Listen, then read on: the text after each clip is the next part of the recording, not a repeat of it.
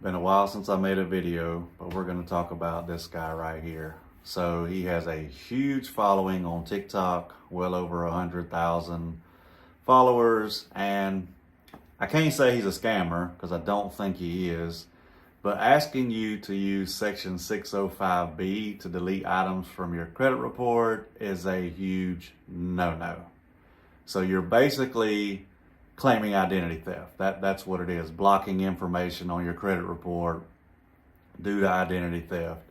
And trust me, you do not want to use this method. It's just as bad as doing an FTC report. In fact, they want to see an FTC report when you send in Section 605B of the Fair Credit Reporting Act. So just keep that in mind. But where it's beneficial to them is they're doing everything online. So the steps are a little bit different when you dispute things online.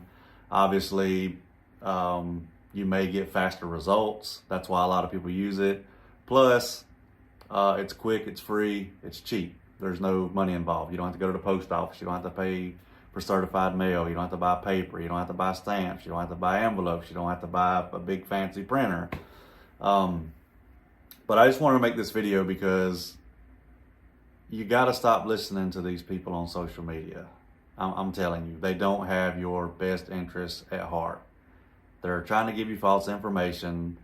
They're trying to give you information that could potentially get you in trouble for fraud and even land in prison. As crazy as that sounds, that's exactly what's happening to a lot of credit repair company owners because they're committing fraud on behalf of the consumer just to get these items removed really, really quickly.